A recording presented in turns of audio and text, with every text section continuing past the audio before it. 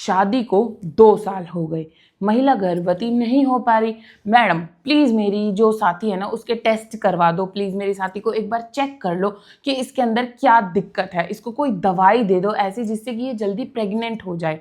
जो प्रेगनेंसी है और बच्चा पैदा करना है इसका सारा जोर ना इंडिया में सिर्फ महिलाओं पे है, लेकिन ये सब जानते हैं कि ये दोनों के मिलाव से बनती हैं चीज़ें। जो बच्चा है वो पुरुष और महिला दोनों के सहयोग से बनेगा, लेकिन महिलाओं पे ही ज़्यादा इस चीज़ का प्रेशर है, सिर्फ इसलिए कि महिला के शरीर के अंदर बच्चा बनना है। लेकिन ऐसा नहीं होता। आधे केसेस के अंदर पुरुष रिस्पॉन्सिबल होते हैं महिला के गर्भवती ना हो पाने पर। तो अगर आपके साथ भी ऐसा कुछ हो रहा है कि बहुत लंबे टाइम से बेबी प्लान कर रहे हो और बेबी नहीं हो पा रहा और सारा फोकस अपनी फीमेल पार्टनर पे कर रहे हो, तो थोड़ा सा फोकस अपने पर भी कर दो। ये वीडियो मेल्स के लिए है, ठीक है। सबसे पहले हम जानते हैं कि क्या क्या दिक्कतें हो सकती हैं और कैसे कैसे हम उनको सुधार सकते हैं, सबके बारे में। सबसे पहली चीज कि जो बच्चा बनता है उसके लिए 2 चीजों की जरूरत होती है, पुरुष के शरीर से शुक्राणु, महिला के शरीर से अंडा मतलब कि ओवम। जब ये दोनों मिलते हैं तो ही जो बेबी है वो बनता है। तो अगर ओवम बिल्कुल ठीक है, महिला का जो पार्ट है वो बिल्कुल ठीक है ना, तो दिक्कत कहाँ होती है? पुरुष में होती है। आधी बार दिक्कत पुरुषों में ही पाई जाती है। सबसे पहली दिक्कत क्या हो सकती है? जो शुक्राणु है, जो स्पर्म है, उनकी क्वांटिटी कम है, मतलब कि शुक्राणु कम है। अभी जो अंडा है उससे मिलने के लिए बहुत सारे शुक्राणु क्यों चाहिए होते हैं? क्योंकि आधे शुक्राणु रास्ते में ही खत्म होते चले जाते हैं। तो जब उनकी क्वांटिटी मतलब कि बहुत सारे वो होते हैं नंबर में, तो वो जल्दी पहुंच सकते हैं और चांसेस बहुत ज्यादा होते हैं कि वो ओवम तक पहुंच जाएंगे और बच्चा बन जाएगा, इसीलिए, ठीक है। दूसरी चीज होती है कि उनकी क्वालिटी के अंदर कुछ डिफेक्ट है, मतलब कि वो अच्छे से मूव नहीं कर पा रहे, वो इतने एक्टिवली मूव नहीं करते, उनकी मोटिलिटी कम है। ये मैं अब आपको वो चीजें बता रही हूँ जो शुक्राणुओं की क्वालिटी और जो शुक्राणुओं की क्वांटिटी को खराब करती हैं, जैसे कि स्ट्रेस, ठीक है। स्ट्रेस क्या करता है कि डायरेक्ट असर डालता है आपके टेस्टोस्टेरोन हार्मोन के लेवल पर और साथ साथ आपके स्पर्म की क्वालिटी पर और क्वांटिटी पर, ठीक है। तो वो आपको अपनी लाइफ से डिक्रीज करना है। दूसरी चीज होती है पुरुषों के अंदर स्मोकिंग, जो आप बड़े मतलब फ्लो करके ये करते हो ना कि सुट्टे वट्टे की जो ये आदत है इसको आपको छोड़ देनी चाहिए। सबसे ज्यादा दुश्मन जो स्पर्म का है ना वो स्मोकिंग है, वो वही स्मोक है।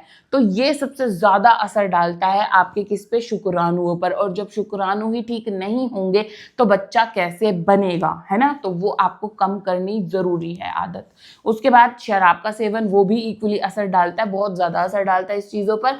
जो हॉर्मोन्स हैं उन पर असर डालता है, जो वहाँ के नर्व्स हैं उन पर असर डालता है, जो वहाँ के मसल्स हैं उनको कमजोर करता है, ठीक है।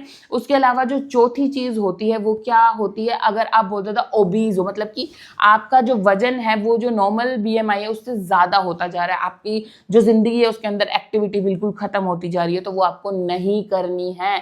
जब आपकी एक्टिविटी कम होती है और जब आप ओबीज होते चले जाते हो, जब आपका बॉडी फैट बढ़ता चला जाता है, तो आपने ये भी नोटिस किया होगा कि करने की इच्छा भी खत्म होने लग जाती है। तो अगर वो इच्छा खत्म हो रही है तो इसका मतलब क्या है कि टेस्टोस्टेरोन हार्मोन की कमी होती जा रही है, जिसकी वजह से ये इच्छाएं कम हो रही हैं। तो ये डायरेक्ट असर डालती हैं ये चीजें। अगर आपने अभी स्टार्ट कर दी ये चीजें कि आप 30 मिनट वॉक कर रहे हो, 30 मिनट एक्सरसाइज कर रहे हो या कुछ भी एक्टिविटी लेकर आ रहे हो अपनी जिंदगी में, तो भी ये चीजें धीरे धीरे ठीक होनी आपको दिखाई देने लग जाएगी और इंटरनली आपके जो शुक्राणु है उनकी क्वालिटी वगैरह इंप्रूव होने लग जाएगी, ठीक है। उसके अलावा एक बहुत बड़ी गलती या कहूँ मैं गलत आदत होती है क्या कि लैपटॉप्स होते हैं, जो हमारे लैपटॉप्स का हम क्या करते हैं, गोदी में रख के काम करते हैं, लैप पर रख के काम करते हैं।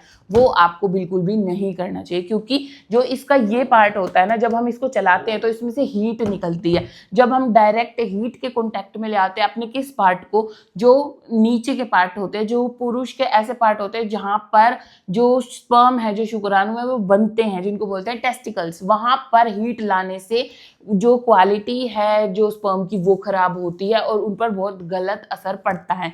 उसी प्रकार इक्वली असर पड़ता है जब आप किसी ऐसे ऑब्जेक्ट पे बैठते हो जो नीचे से आपको हीट प्रोवाइड कर रहा है, चाहे ऊपर से चाहे नीचे से, आपको हीट वहां के पार्ट में बहुत ज्यादा या बहुत ज्यादा देर तक नहीं लगने देनी है, ओके। उसके अलावा अगर आप ऐसे अंडरगारमेंट पहनते हो जो कि आपको बहुत ज्यादा टाइट हैं, तो हमेशा जो टाइट फिटिंग के क्लोथ्स पहनते हैं उनके जो टेस्टिकल्स हैं उन पर बहुत ज्यादा असर पड़ता है। आपने ये चीज जरूर नोटिस करी होगी कि जब भी गर्मी होती है ना तो पुरुषों के जो टेस्टिस होते हैं वो थोड़े नीचे की तरफ चले जाते हैं, बॉडी से दूर, क्योंकि उनका जो टेम्परेचर है ना बॉडी के टेम्परेचर से 2 से 3 डिग्री सेल्सियस कम होता है। वो ही एक ऐसा टेम्परेचर है जिसमें जो स्पर्म है वो अच्छे से बन पाते हैं। और हम लैपटॉप रख के या गर्म चीज पर बैठ के या टाइट चीजें पहन के उसको बॉडी के पास लेकर के आ रहे हैं या हीट के पास लेकर के आ रहे हैं, तो उस टाइम पर क्या होता है, स्पर्म्स पर डायरेक्ट असर पड़ता है। और स्पर्म्स अगर नहीं है अच्छे तो प्रेगनेंसी कैसे हो सकती है। तो मोस्ट ऑफ द केसेस में ये कारण मिलते हैं, बहुत छोटे छोटे कारण है जो कि आप सुधार सकते हो। और अगर आपको ऐसा लगता है कि ये सब कुछ सुधार लिया फिर भी 1 साल हमें ट्राई करते हुए हो गया और महिला गर्भवती नहीं हो पा रही है, तो आपको जरूर डॉक्टर से मिलना चाहिए। अगर आप बिना किसी प्रोटेक्शन के 1 साल से ट्राई कर रहे हो तो अगर तब भी नहीं हो पा रहा तो आपको जरूर डॉक्टर से मिलना है और अपने टेस्ट करवाने हैं। हो सकता है कि कुछ ऐसी दिक्कत हो जिसके लिए आपको दवाई, इलाज, ट्रीटमेंट की जरूरत हो। ठीक है, होप सो कि वीडियो आपके कुछ डाउट क्लियर कर पाई होगी। और मैं आपको बता रही हूँ कि ये वीडियो आपको हर एक कपल के साथ शेयर करना चाहिए जो भी बच्चा पैदा करने का ट्राई कर रहे हैं।